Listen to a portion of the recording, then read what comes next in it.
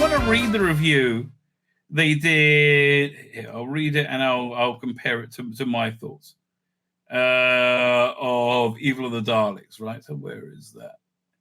Underwood doink. All right, fine. So before we get into this review, man, Underwater Menace was freaking painful in so many ways, right? It was just painful. Fine. So let's talk about Evil of the Daleks first. So if you don't know, this was a book written by Frazer Hines, who played Jamie, and by far, hands down, best piece of merchandise of 2023. Right. So what is this? It's not just a retelling of Evil Daleks, which we've had a novelization. I think the novelization is probably by John Peel. Right. And we also had it out as an animation. I bought the soundtrack with who was it? Tom Baker. I think it was Tom Baker did the narration for that. Right. So this is a story I know very well. Why on earth would I buy it again? Well, firstly, I like Frazer Hines. But the cool thing is, this is all told basically from Jamie's point of view, which is really, really fascinating, because he's got a real affinity for Jamie, him being Frazer Hines, who played Jamie, right? But it's being told not in real time.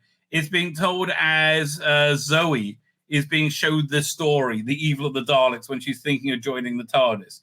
So in between each episode, essentially, you have a scene in the TARDIS with them taking a break and talk about what's going on and how it works. But yeah, no, it's really fantastic. I mean, it rattles along at a beautiful pace. I listened to the audio, which again I absolutely love. The audio's about 6 hours.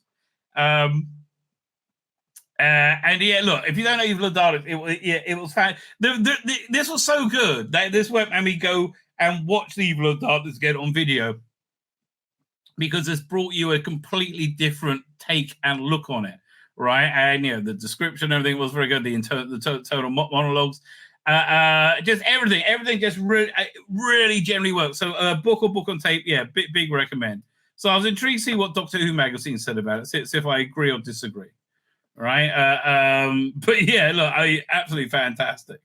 So it was okay. So the Evil of the Daleks is one of the most significant Doctor Who stories, broadcast in 67, supposed to be a final end of the Daleks. Yeah, they were supposed to spin off. Come back. They were supposed to spin off and make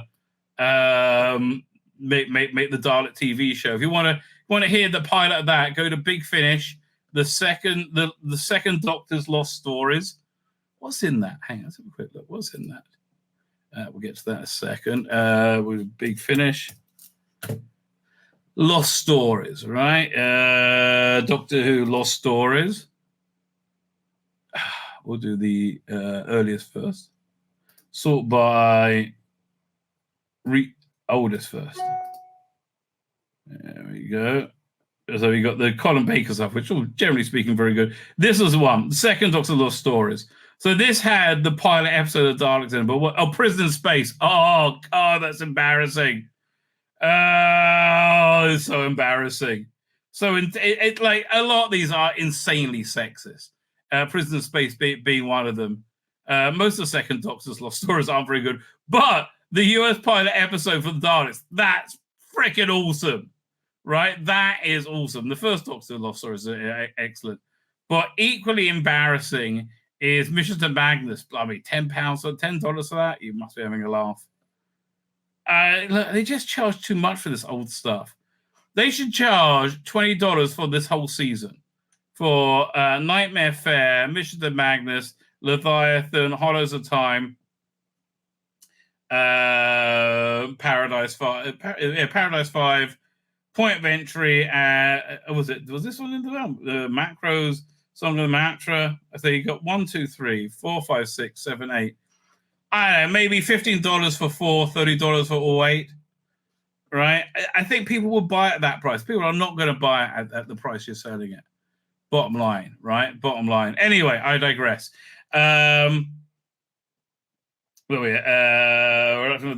returns to the second Doctor alongside companions Jamie and Victoria to the Dalek city of Skaro. Here at the site of their encounter with their arch nemesis, he finally comes eye to eye with the Dalek Emperor. again, the thing that really struck me when I watched the animation of this, which you get, that's the good thing about the animation if they're done well. It makes you get a feeling of what watching the episode was like.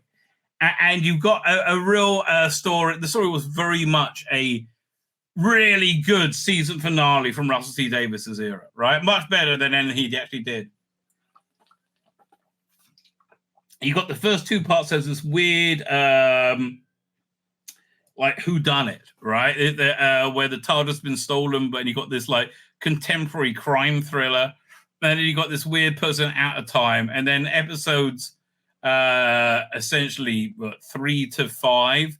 You get sucked back in time to 100 years earlier, like 1863, I think that it was in. And you have this real falling out with between Jamie and the Doctor, as they have this like they press scan the Doctor into doing experiment to extract the human factor, which is essentially having Jamie try and rescue Victoria and go for all these different trials and tribulations and like get the essence of what humanity is. So that goes on for a good few episodes, and it's really good, right? I mean, all of that really works well. At the same time, you got like these really great characters like Max de Boer, this very dodgy financier and scientist, and Victoria's father, right? A very tragic figure, all playing together. Anyway, and the whole thing ends up in Skaro in a season finale, massive fight explosions in Skaro where the Daleks are all destroyed, right? It is such a contemporary, great Doctor Who story. It's amazing. And again, this is an absolute different way of looking at it. I really appreciate it. It was arguably the first season finale, yes. Packed with iconic images, the Daleks gliding through Victorian mansion, Victorians similarly out of place in the corridors of Dalek City, the Dalek Emperor sitting like an enormous spider in a web. It was also memorable that it came to be the first serial to be repeated in full. Okay, before it was junked. And Mac has now access to iMessage and FaceTime. Really? That's weird. Fine. That was okay. I wonder what that is. I have no idea. Anyway, I digress. Now, back with us, handsome new hardback from BBC Books. It joins a select few of TV stories that have been subject to more than one novelization. But unlike Andros of Tara or Warrior's Gate, the Warrior's Gate, they just kind of added new stories into it, didn't they? This isn't just a TV scriptwriter to expand the heavily cut earlier scenes. John Peel's 93 hardly skimped on the detail, filling up 288 pages, 93 of days, with the divergence into Dalek history and culture. I don't remember reading that, but this is really good, right?